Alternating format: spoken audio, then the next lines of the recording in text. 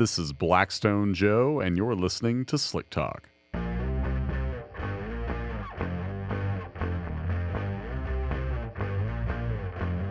I say I'm an oil man, you will agree.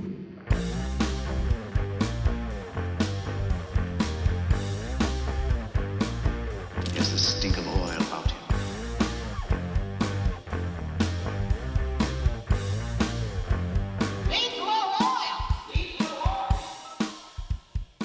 Hello and welcome into episode 162 of Slick Talk. I am your host, Blackstone Joe, and I'm glad you're here. If we're not sending a report or taking a phone call, replying to an email, the next likely way we're going to interact with a customer or a potential customer is through social media, such as Facebook or Instagram. You can find us on either of those. And on Instagram, we field quite a few DMs where people can reach out and ask whatever questions they may have. Sometimes they relate to oil analysis, sometimes they don't. But in cases where they do, such as this particular DM, they often contain questions that I think translate well to a podcast. And in this case, even on episode 162, I wanted to bring up a lot of these questions, despite the fact that they're rather introductory in nature. And I think it's because, one, we are always going to field new interest from people who are not familiar with the first 161 episodes of this show, or maybe they have listened to the bulk of the program and still have some lingering questions that maybe they just didn't have time to ask or were waiting for us to cover. Whatever the case may be, I don't think it's ever a bad idea to touch base, go back to basics, as it were, and unpack some of these introductory questions. So without further ado, in this particular instance, we had a customer reach out and they mentioned they had bought a used car and they drove it a few weeks without changing the oil. And then they figured it had probably about 12,000 miles.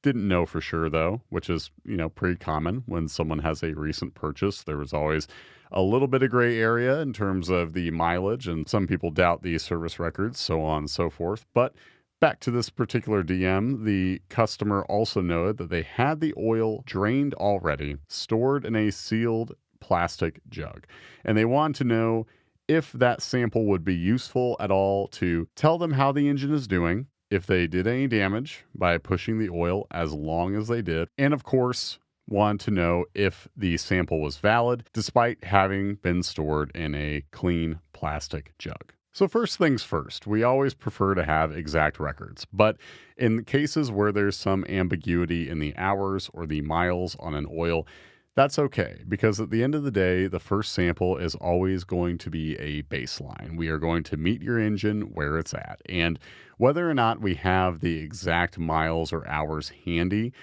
if the results are good or if they are bad, we are going to have to take them somewhat with a grain of salt until we see how trends build. Because if your engine does have some higher levels, unless they are immediately cautionary, they are concerning to the point we want to use words like concern or caution in the report. Or if you're an aircraft customer, we're probably going to call you anytime we see something that looks so alarming we would not want to drive or fly it. We're apt to let you know. But unless we see a situation like that, typically when you have results that, maybe you have some extra wear compared to what we see on average, or even if you have great results, that doesn't necessarily mean you're done with wanting to keep an eye on the engine.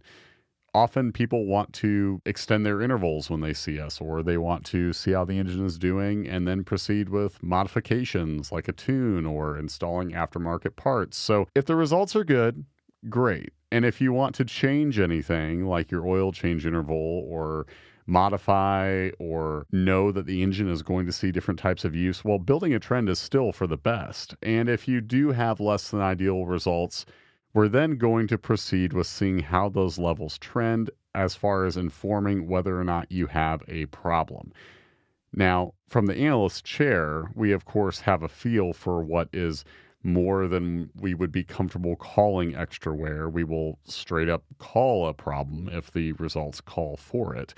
But if you do have some extra wear and there's some ambiguity, say you're in this customer's position and they think they know it had 12,000 miles on the oil, Maybe the results don't look very good for an oil run that long. Remember, we can look at metals on a per mile or a per hour basis. If you're in that situation and you don't quite have the records or you doubt them, again, we'll start with that first sample as a baseline. So whether it's this customer or anyone else who has some doubt in the miles or hours the sample saw, I would still encourage sending it in. Getting a snapshot of where things stand is far more important and more meaningful than just tossing that oil aside and never knowing what it showed. Because again, whether the results are good, bad, or somewhere in between, they give you a look at where that engine is currently and whether or not we see anything that looks like a potential red flag that you want to keep an eye on. Having a sample simply dumped and not knowing what it showed, even if it had 12,000 or more miles on it, it leaves you without even an overview of where things stand. And obviously, as you build trends, you'll learn more. But you have to start somewhere. So even if it's a less than perfect baseline, I would still encourage finding out where the metals are and if we see any obvious signs of harmful contamination. So keep in mind, we want the miles, we want the details, but if you don't have them, we can still get you started. And that's far better than not starting at all. So next up, the customer had questions about damage from the oil being run too long. And similar to excess wear and whether or not we're seeing signs of that, high metals can speak to quote-unquote damage, but so can the physical properties. In fact, they can give you a whole different sort of insight than wear metals as far as whether or not the oil was run too long. Think of things like the viscosity and insolubles. If the oil has been run too long, it's probably going to be too thick. And if the oil filter was in place too long, you can end up with high insolubles. Insolubles being those oxidized solids that accumulate as the oil is in the business of cleaning and lubricating. So you can also look into things like a TAN, the total acid number, to tell you how acidic the oil has become, or the TBN to see how much active additive is left. Knowing the condition of the oil's physical properties is also a reason why I would encourage sending a sample in, even if you don't know for sure how long it was in use, because you can see how that oil was holding up regardless of the miles. If the viscosity is good and insolubles are low, the TAN doesn't show much acidity, the TBN shows active additive left, whatever the case may be. Those are data points that can speak to the oil's physical condition, and knowing that is, of course, another meaningful piece of the puzzle. So I would encourage sending in that sample to get an idea of whether or not it was run too long. And the nice thing about all those physical properties I mentioned so far is that you don't have to know the miles to see what condition it's in. A thick viscosity is a thick viscosity, regardless of how long it took to get there.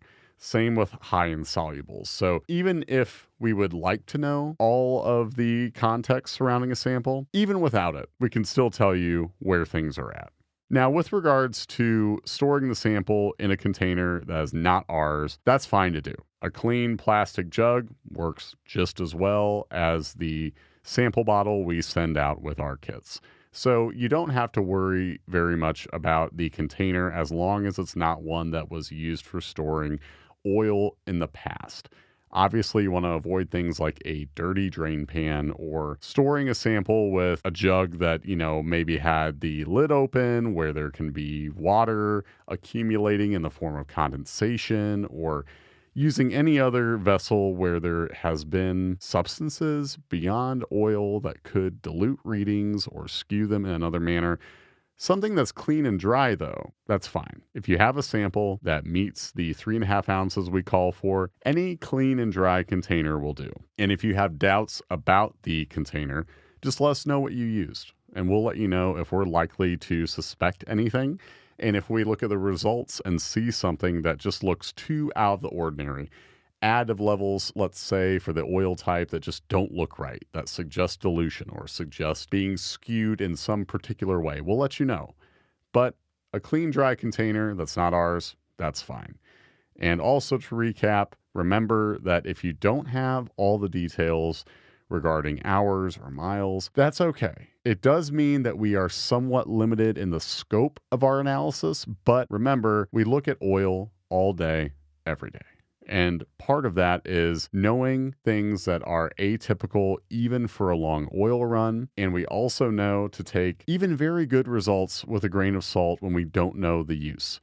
For example, if metals are so low that the oil could pass for virgin oil, because that even has some metal in it, think levels of like 1 or 2 part per million, even if we see levels that are very low, we're not going to just say, oh, the engine was clearly doing well and there's absolutely no reason to suspect any trouble.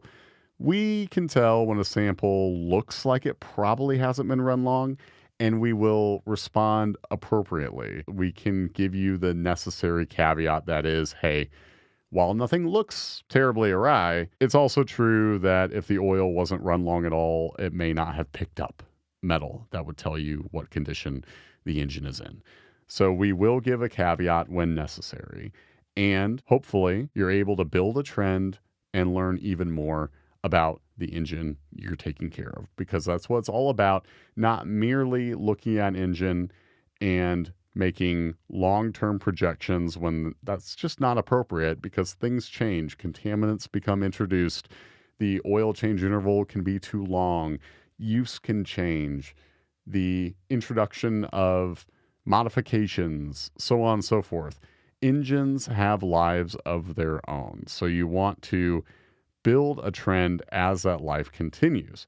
But starting out, a baseline sample is where we all have to begin with an oil analysis file. So even if you don't have the perfect set of details, we can take that into consideration, because at the end of the day, a baseline sample is where all files begin. So why not get started with yours, and we'll take it from there. This is Blackstone Joe, signing off.